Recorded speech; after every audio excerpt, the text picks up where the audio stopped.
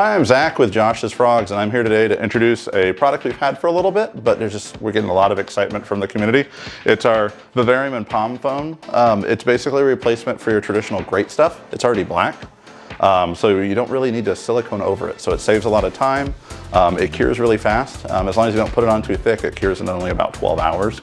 So you can go from a bare bones empty tank to a fully set up vivarium that can be growing and ready for your next critter in about a day, which is just really exciting. It's really cool. It's UV resistant, so you don't have to worry if you've ever had grate stuff foam exposed to like UV bulbs or the sun. It breaks down, and it's watertight, and it's non-toxic for what we're using too. So there's no needs to worry about sealing it or it harming your animals once it's fully cured. So we're gonna start out, just do a little bit of a demo here with this basic Zilla 12-12-15 tank, nice front opening tank. It's great for an invertebrate, but it's also a great little demo tank, a little bit too small for dart frogs. So to get started, we'll open her up. We will kind of lay out our hardscape. So I've got a few pieces of cork and then a few of these little hydroponic baskets right here that I'm gonna kind of play around with and see what I can make looking good. So don't need to worry about it too much since it'll be all foamed in, but give it a little bit of a basis, and with a small tank, making sure there's plenty of things to plant. And I think we might actually just stick with the two of them for this. So if you'll put in your hardscape, this tank was already cleared out. It's really important. I like to use a little bit of rubbing alcohol and clean down any glass surfaces, because the cleaner it is, the better this palm foam will apply. When you're using this stuff is sticky, just like grate stuff. So you're gonna wanna make sure you use disposable gloves. Take the time, do them. It's definitely worth the hassle. You know, and just be kind of careful while you're applying this stuff to not get it everywhere. It's pretty easy to control. It comes out pretty slowly, and you won't compress very much on the trigger. So you want it nice and slow. Make sure you shake. Take off the little applicator. Pop the top. A fun note, if you do, not use the entire can, you want to save it for later, you can actually go ahead and put a little bit of like a tape, packing tape works well, or even saran wrap over the tip. And then you can actually, when you go back to use it again, you can kind of see where it's dried. You can cut back past there and then use it at a later point in time. And now we're gonna go ahead and foam. And the secret is just not to do it too thick or anything. So get going here.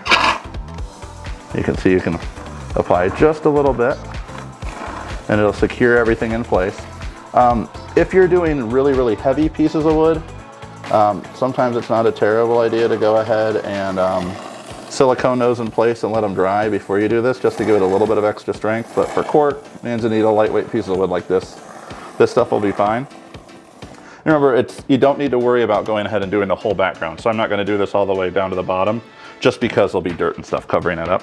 And where I'm using any net pots, I make sure that the bottom stays open, so there's holes so any water from the net pots and stuff can still flow freely. And this stuff is nice because it doesn't expand as much as grate stuff foam does. So it's a little bit easier to control. It's a really dense foam, and it's just really easy to keep everything into place with it. And it goes by pretty quick. I like to always cover up the rim of these. If you do get any where you don't want it, you can use nail polish remover or acetone to clean it off. Even though it's better to kind of prepare and be diligent, be careful, and try not to make too much of a mess. You don't want to hurry yourself, but you also don't want to wait. You only want to do as much. If you're not going to use silicone to cover it, like I'm not going to, you want to do as much as you can do in about 3 or 4 minutes or so at a time. There we go. So that's not too thick anywhere. Just kind of like to have it overlap the cork in some areas, so it kind of helps hold it on as it goes. Not completely necessary, but I like it just from a peace of mind standpoint. You can use this foam to also eliminate some of the little nooks and crannies where your animal might be able to get to that you might not be able to later if you watch it.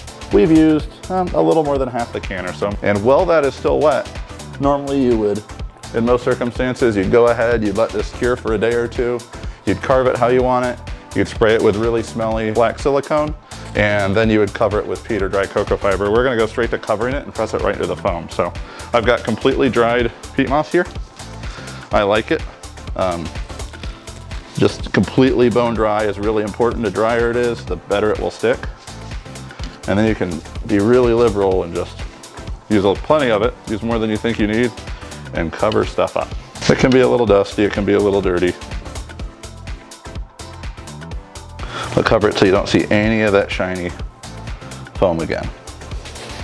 And then what you do, once you've got it really well covered, I've used about half, and very lightly with the back of my fingers, just press and tap. It's not gonna be perfect. You might end up with some stuff stuck to the back of your glove, but that's why we're using gloves. And just kind of press it in there really gently. And you're also compressing the foam a little bit, which will give it a little bit more of a natural shape. You can see like there's a little bit that's sticking to me, but not many, not much. We did a pretty good job covering it. You can see like right here, it's not stuck through. That's not that bad. The fact that this stuff is black means like the little bits won't even show through. But if you do notice any of that, you can just go and do some dust and cover it up. And then basically, you know, let's say it's 5, 6 o'clock in the afternoon, Friday, you come home, you do this by 10, 11 o'clock tomorrow morning, you should be able to come in. I like to use a vacuum cleaner, suck out everything, and then set this up and plant it. If there are some thicker parts of foam, you could stick a toothpick or something in there to see if it's liquid. But in my experience, doing up to 36, 18, 36 tanks, like, you know, 12 hours of cure time seems to be great. So really easy, cuts down a lot of steps. Took what was once a week or two process and turned it into a 2-day or a weekend project, which is pretty cool. So in this case, we'll let this cure. You know, you can patch. This won't get 100% perfect coverage on the back, but really it's not noticeable with the black foam, especially when you plant. Yeah, it's great stuff. We're really excited to just be offering on our website, and then you know, different partners that carry the Josh's Frogs brand around the country will have this on their stores and stuff this year too. So just cool stuff. For any questions or to make a purchase or to check stuff out, hop on over to joshsfrogs.com. Thanks.